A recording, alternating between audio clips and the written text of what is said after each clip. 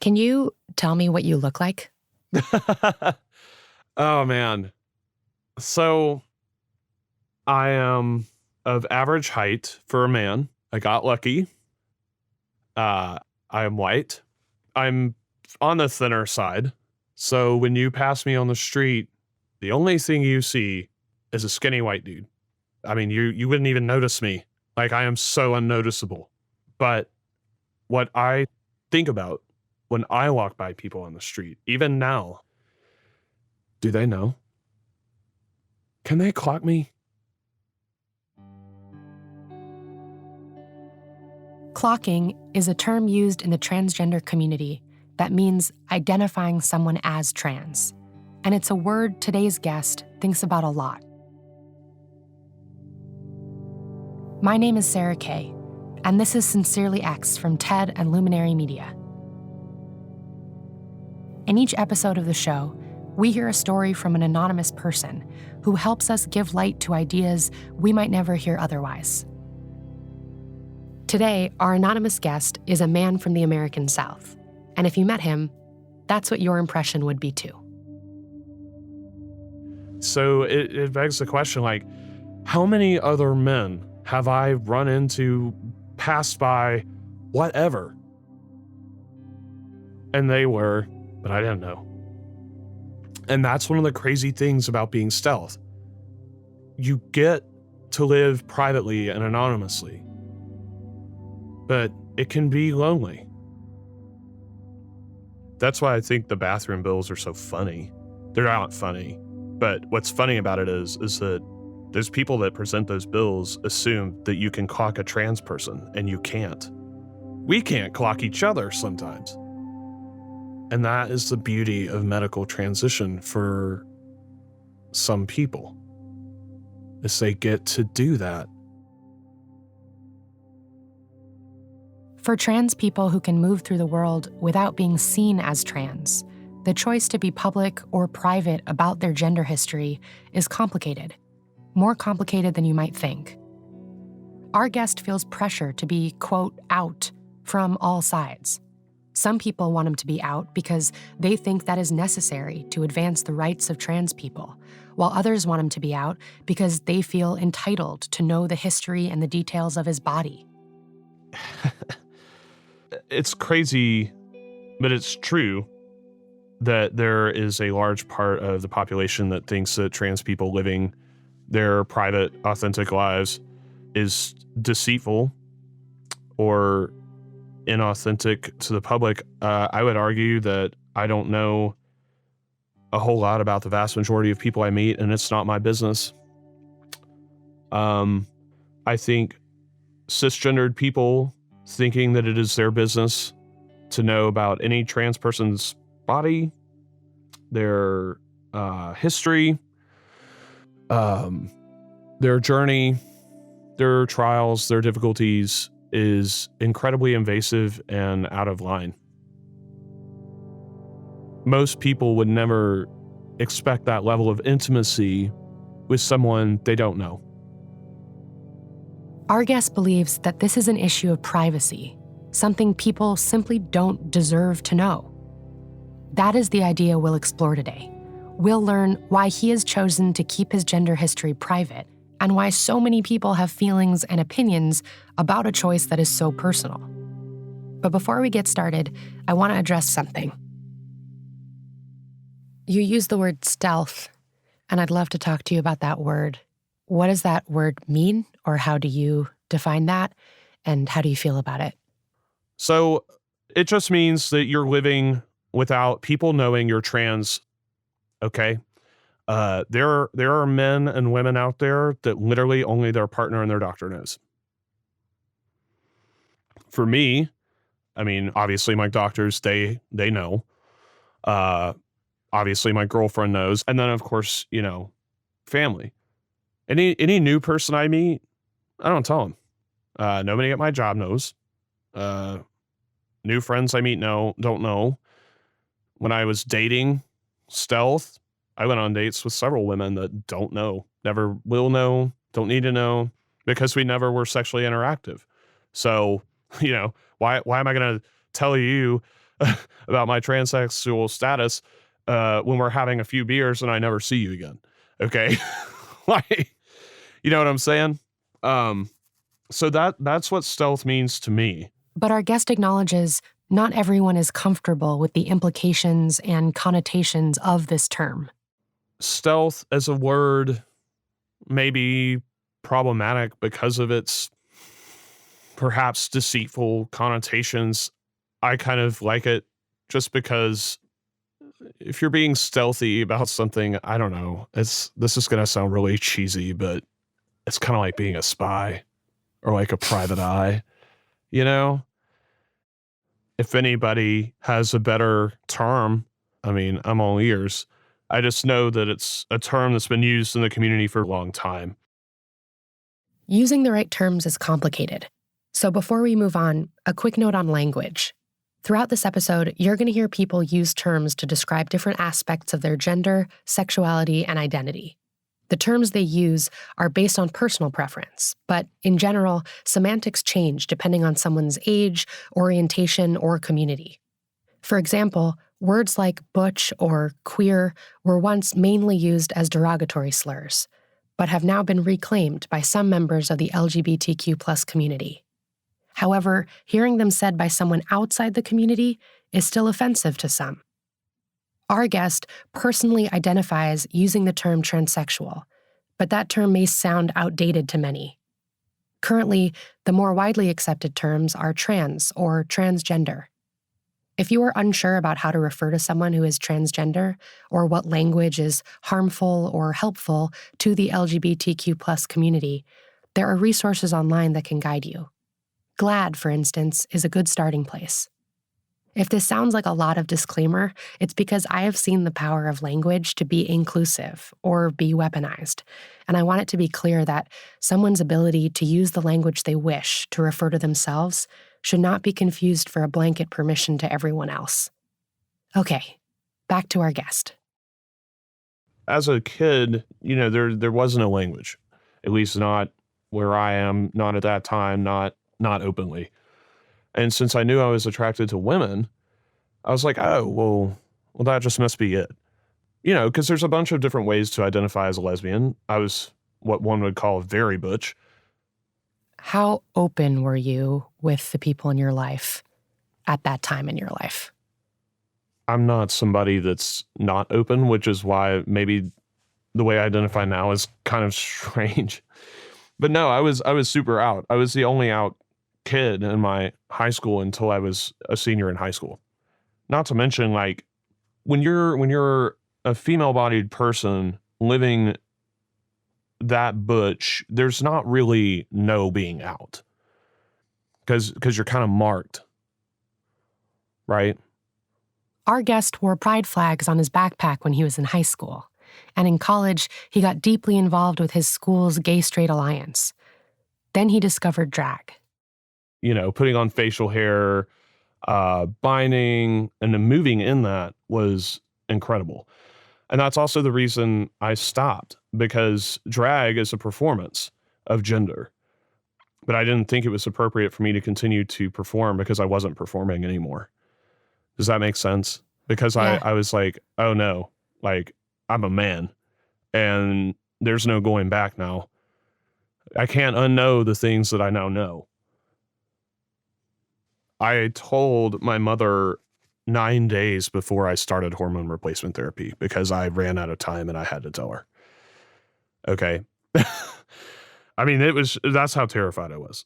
And it's just, you're signing up for hormones for the rest of your life. At least if you do it the way I'm doing it, you're signing up for surgeries. You're signing up for record changes. You're signing up for, is anybody ever going to love me? Am I going to have children? Am I going to die alone in a shack at the edge of the woods because I'm trans? I don't know. And there's all sorts of different steps in it. Cause like coming out, man, like coming out is like, that's just the beginning. That you're like, oh man, like that's so hard. Like, and you're thinking, whoa, man, came out. I'm so glad. That's over with. And then the avalanche of other decisions comes crashing down, right? Of like, how am I going to find a doctor? How am I going to find a house? Do I have top surgery? Do I not have top surgery? How do I find a surgeon? Will my job know? Am I going to have insurance? I mean, it's just, it is overwhelming. But when you are something and you can't not be who you are, it gets to the place where you don't have a choice. Was there a single moment when that came into focus for you? I came into contact with a gentleman and his wife, and he passed completely. You could not tell. And I was able to see that like I don't have to be out forever. I don't have to like live on the margins forever. I don't have to have all these confusions about me forever. And that was very appealing to me. Living as a person who, people couldn't figure out. I was in an interview once where the guy walked in and said, "Oh, I didn't know we were interviewing a woman." Like, you know what I'm saying? Like, that's not fun. Okay. It's not fun having rocks thrown at you when you're walking down the street. It's not fun being tripped. None of that stuff is fun. So, I knew I didn't want people to know. And I knew I didn't want it to affect my relationships at work, whether or not I got hired. And I'll tell you, like, it was definitely a relief to move after a few years in, because then I really could just interact and be me without all these people hanging around that knew me from before. I would love it if you could tell me the thought process behind not wanting people to know you are trans. So part of being early on, it is incredible how many people, and this is not just like heteronormative straight people, feel like they have a right to ask you what's going on with your body and your relationships. I got asked those questions. There's always the ever popular, have you had the surgery? I mean, who wants to have conversations about their genitals? Let's just be really frank, okay? And it's not anybody's business. We live in the internet age, and I can assure you anything that most people want to know about trans people is literally just a Google search away. I know there are some trans people out there that love playing that role of educator, and that's fine. I certainly did it with my intimate friend group there for a while, but eventually you just kind of want to move on, and once you know something, you can't unknow it. So like, I don't feel like today in our society, like if you passed me on the street and you didn't know me, and I told you right then and there's no way for you to unknow that I am trans. For many trans people, being seen or identified as trans is affirming and positive. But our guest doesn't feel that way. He believes people won't treat him the way he wants to be treated if they know that he's trans. And it's not your fault. You just can't unknow it. So are you ever really going to see me as a man again, or are you going to see me as a trans man?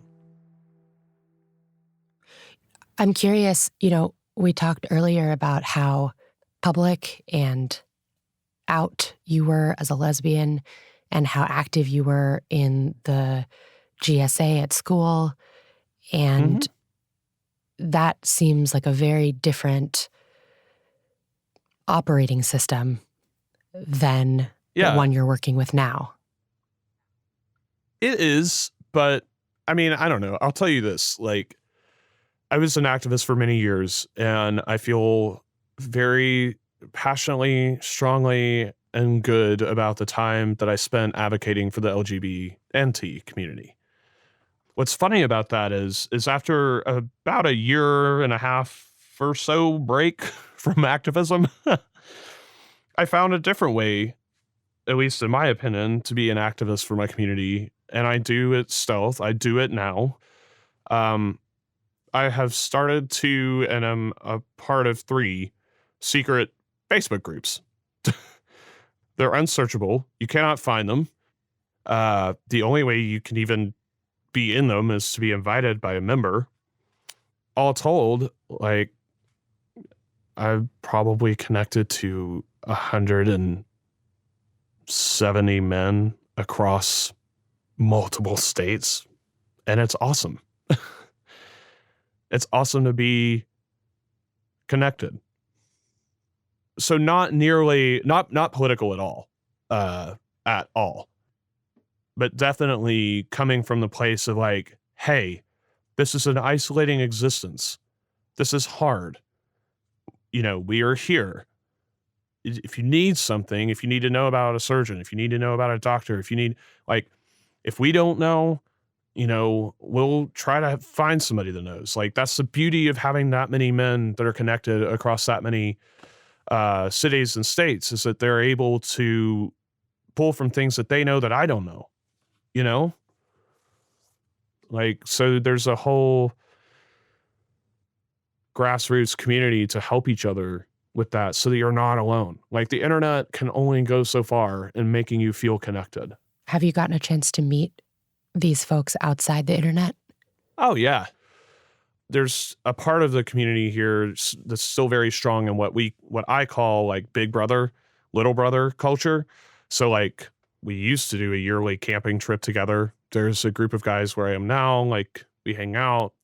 That fosters that big brother, little brother culture. So like, when you're new, instead of just having the internet, that relationship serves as a support of like, what happened when you had top surgery? Or like, oh my God, like, how'd you meet your wife? How'd you meet your boyfriend? Like, how'd you meet your spouse? And having that relationship helps.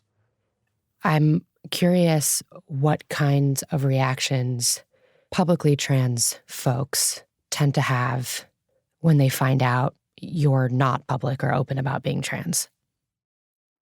I'll be honest with you. Most of the time, it hasn't been like that negative, but I do think sometimes it has meant loss of community. There was a gentleman years ago who kept inviting me publicly to public, like, gay things and trans things on Facebook, and I privately several times asked him to quit doing that, because there was people on my page that, my social media, that didn't know, I live stealth, and I'd really appreciate, just send me the private thing, and I'll like make a decision if I want to or not, Well, that gentleman ended up deleting me and ceasing contact with me, because I guess he disagreed with my decision to be stealth. I recently ran across a trans woman who kind of outed me weirdly. How did she out you? She called me trans on a public thread. It's not cool. And let me be clear, like, she does a lot of really great work for the community, and I respect her. I respect any trans person that is out and that does that for the community, because we need those people too, okay? Like, I am not downplaying what those people sacrifice. I'm not downplaying their decision to be open. That is not what I'm saying. What I'm saying is, you asked, like, how that's received sometimes in the community, and unfortunately, it can be received negatively. To me, it feels like saying, oh, well, you're just not good for the community then, I guess, because you're not parading around. And that's not the case at all. There's, like I told you, like, I found a way to be an activist for my own community, and I feel really strongly about that. And I think it's just as important as going to Capitol Hill and, protesting. I think both of those things are important. I think there's a space for both of those things and both of those people. I want to be careful about the way that I phrase this, but there are trans folks who, when they move through the world, are always identified as trans folks. And by virtue of that, they are confronted with the transphobia of the world we live in and the stigma and the struggles and the oppression and the violence that comes along with all of that. And because that is their lived experience, they have to fight for trying to make this world less transphobic. And I wonder if the fact that you have the ability to opt out of that type of work in a public space feels painful for someone. Passing privilege is a real thing. Early in my transition, I did not understand the politics of passing privilege, nor did I understand how powerful it was. It is a real thing. And I recognize completely that, I have it. Passing privilege happens a lot more, it seems, in the trans male community because testosterone is such an aggressive hormone. I think a lot of cisgendered people, when they think of trans people, they think of older trans women. But I think is the access to hormones for younger people, as doctors and parents and communities become more aware of what being trans is, what it means, how to treat it, I think it'll become easier for people to make decisions about whether they want to be out because they will be able to pass. That being said, we are where we are right now. Being a butch lesbian or a gender non-conforming person is not the same as being an identifiable trans woman, period, especially a trans woman of color. But as best I can, having lived a gender non-conforming existence for a little over a decade, yeah, it is painful. And there's a lot of anger and a lot of fight, because it's hard. It's really hard. To me, it still does not merit that we just need to be like, well, being stealth is horrible or it's something that shouldn't be respected. And I know that's like, I know some people are going to hear some of this and they're going to be like, man, what a jerk, what a sitting there with his passing privilege. And I can't help that, all I can do is try to conduct myself in ways to protect people that I can identify that need that protection and try to vote in a way that protects those people that need that protection, Do you feel like there's a burden on you as a trans man to be expected to have certain obligations to the trans community? Yeah. And I think that's why people get angry sometimes or hurt about stealth people. Why do you think I do what I do? Part of it's selfish, sure, because I want my own community, but part of that comes from a sense of obligation that if I'm not going to be a trans flag wearing out trans man, that this is a way to fulfill the burden of my obligation. And what about those stealth men? What about them? What about their community? Even if that means some of us aren't, going to a pride parade or attending activist events, that doesn't mean that we're not doing our own work, that we're not fulfilling our sense of obligation, and that we're not doing our own political activism that we feel comfortable with.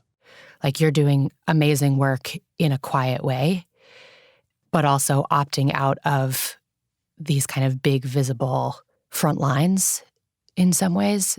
And I would imagine that that must be where a lot of that friction comes from. I mean, that's why there is a divide in the community, you know? And I get it. I do. But just like I don't think anybody should be forced to be stealth, nobody should be forced to be out either. In an ideal world, would you want to be able to be fully open about your past and not have that influence how people treat you or perceive you? Or do you prefer to be read and treated as a cis man? That is a really complicated question, because one of my dear friends used to live stealth, and as he has gone through his own journey, he has become more open. And as he went on, he just decided, whatever. Like, I am who I am. Like, I'm not going to parade it around, but if people find out, I'm just not going to care anymore. I'm just not going to care. And there is a part of that that's appealing, because some of my experience, like, cisgendered people who don't know will sometimes be like, yeah, you're a weird little dude, aren't you? Like, there are things about me, having been socialized as a female, which I cannot undo. And my experience living 12 years is the way I did, the experience of transition, that is my lived experience. And that's one of the crazy things about being stealth. Like, you get to live privately and anonymously, but it can be lonely. What would you say then? How would you phrase the main reason you choose to live the way you live? So that I can. I don't want an asterisk on my identity. I don't want an asterisk on my life. I just want to be X, and that's it.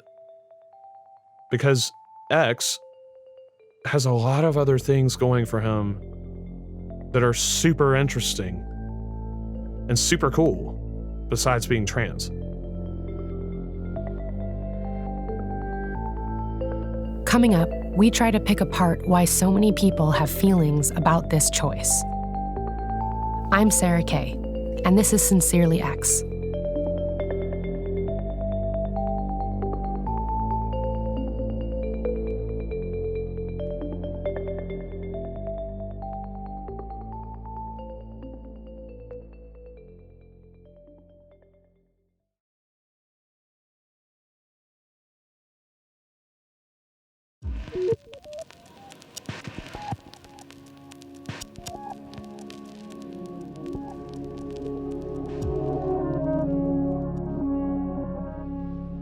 Our guest is a man who chooses not to share his gender history with most people because he believes he has a right to keep this part of himself private.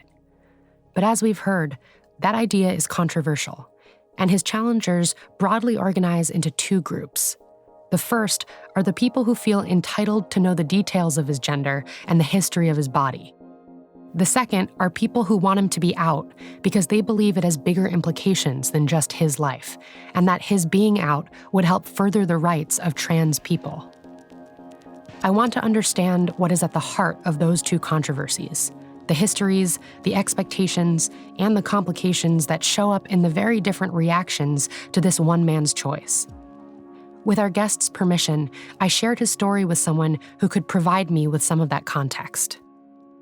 Shall we? Ready. Okay, cool. So let's start out with just the simplest thing. Can you tell me who you are and what you do?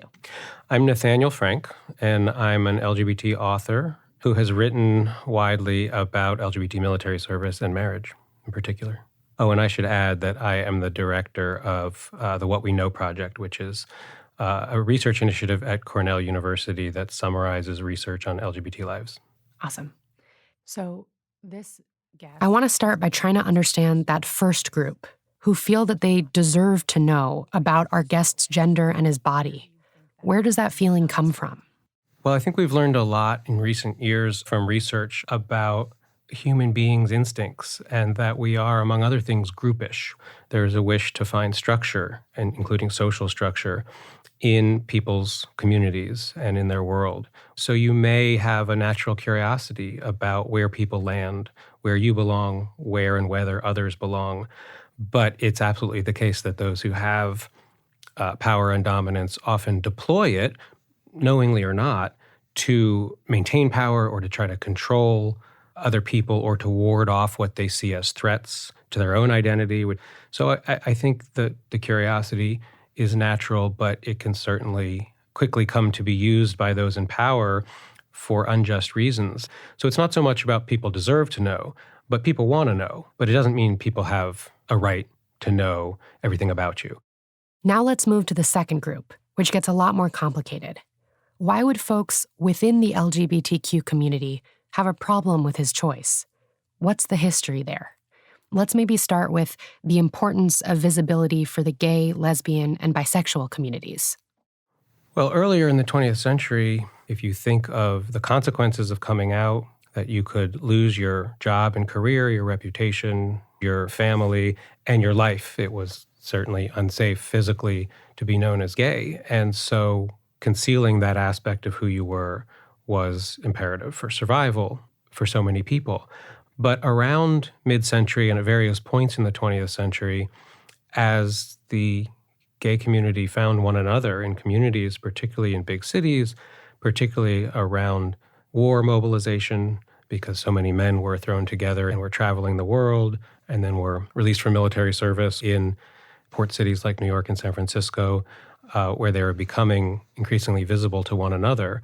As gay people found their voice, they found that they were not an isolated band of misfits who were, sick and criminal and disgusting people. They were a community. They were a minority with rights and dignity.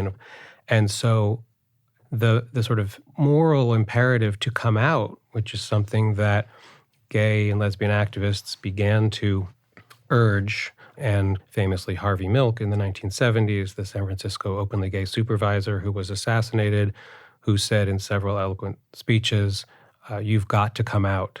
The only way that we're going to become known to people and gain tolerance and acceptance and rights is for us all to come out, because the secret is what keeps us back.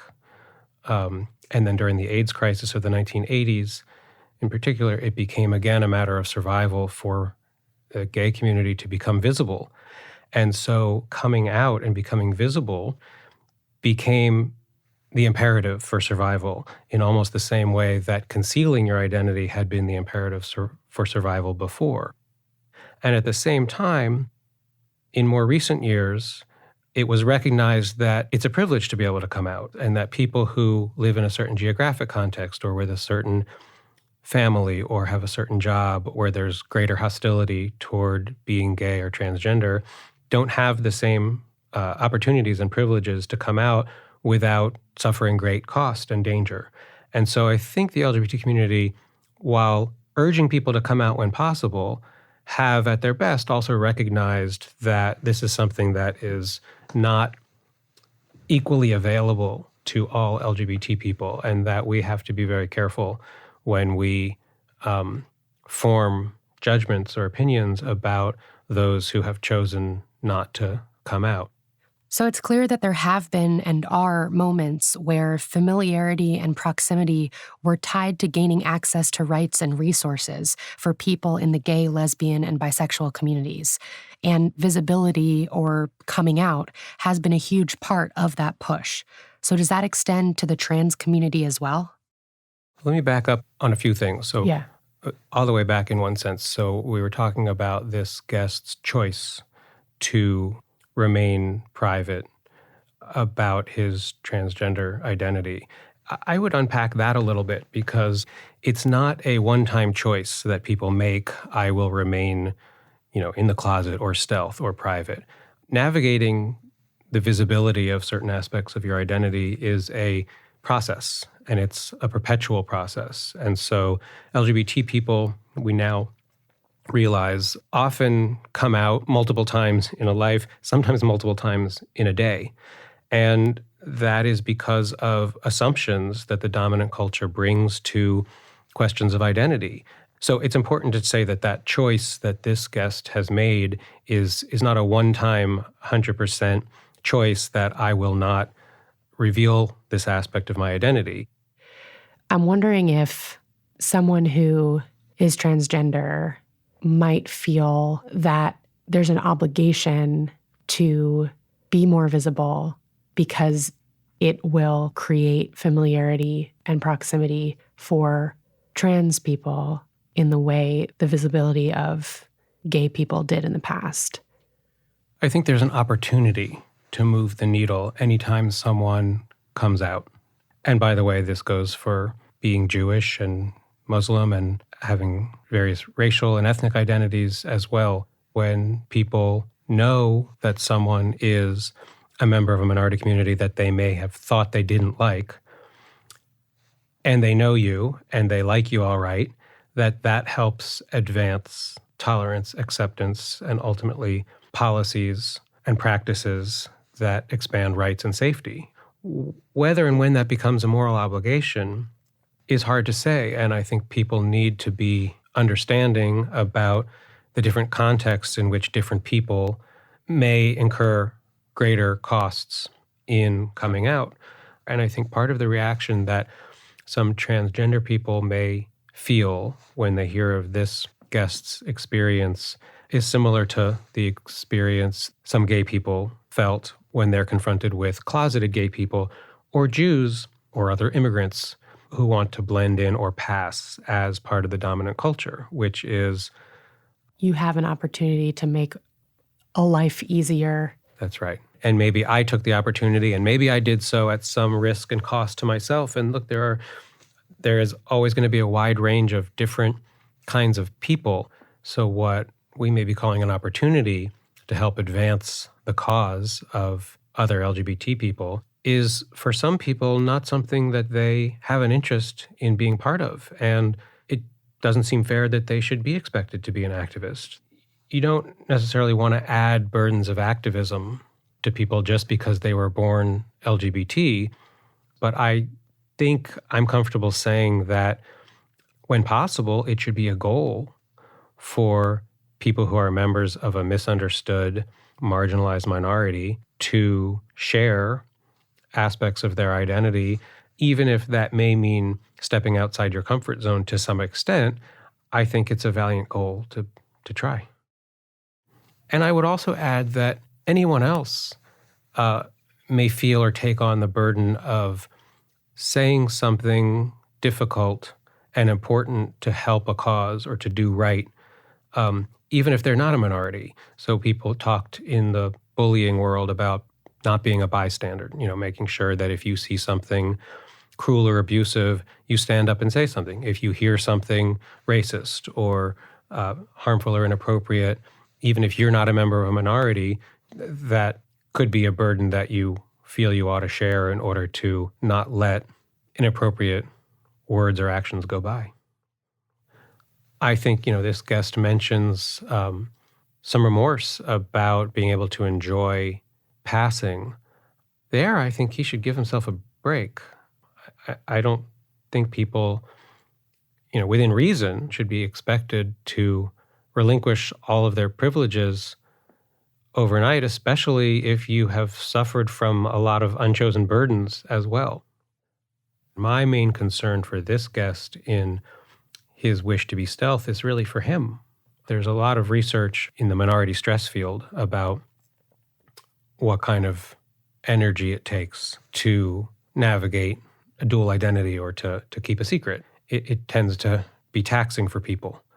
And so for both his sake and for the cause of understanding and advancement of transgender equality, I do think it is, a goal to be able to share that aspect of your identity in certain contexts, while in other contexts, as he says, he shouldn't have to. Tell me if I'm hearing this correctly. It certainly isn't that trans people should be expected or required to disclose their trans identity to anyone, everyone, the world, but rather making sure that they they are in a space where they are safe and comfortable is really valuable for them, and also can then have a ripple effect of positivity for other people. Right. I think that's exactly right. My hope for him is that there is a point where he feels that he can present in most cases as a regular old guy without sharing his history or his genitals or his insides, but that at certain moments and in certain contexts, he may be more content to share that he's transgender and that this is an unthreatening, normal kind of thing. Because I don't want, for his sake, for it to become a secret that requires great energy to keep. Hearing his story elicited great empathy when he talked about passing people, either there were other transgender people or they weren't, and they wondered, did you clock me? Did you know that I was trans? On the one hand, you completely understand this idea of not wanting to be clocked. On the other hand, you feel bad for the energy it takes to wonder, and you want, for their sake, for people to be able to say to themselves and others, this is who I am, all of me, and I was born this way, and this is how I identify, and this is how I present. End of story.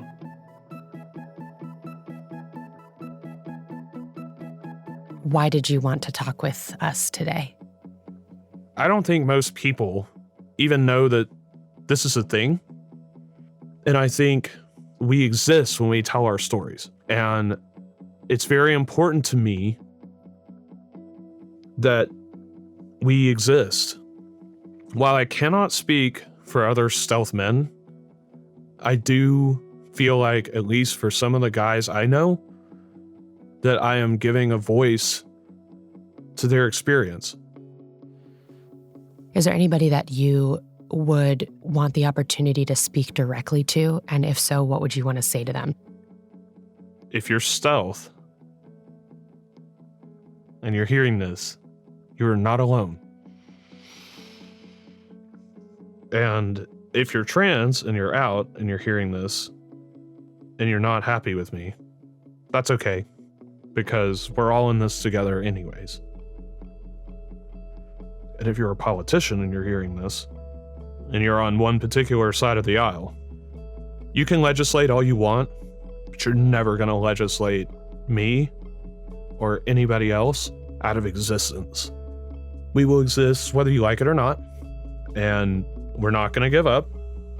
And shame on you for trying to keep people from living their lives.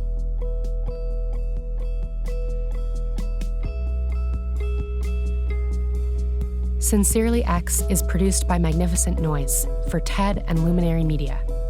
Our production staff includes Kim Naderfane-Petersa, Destry Sibley, Eva Walchover, Nor Wazwaz, and Chloe Shasha, with the help of Angela Cheng, Janet Lee, Michelle Quint, Jesse Baker, and Colin Helms. Our fact checker is Lorena Aviles Trujillo. This episode was mixed and sound designed by Kristen Muller. Special thanks to Micah Eames and Jillian Brooks. Our executive producer is Eric Newsom. If you or someone you know has a story that you think should be shared anonymously with others, please let us know at ted.com/sincerelyx. I'm Sarah Kay, and this is Sincerely X.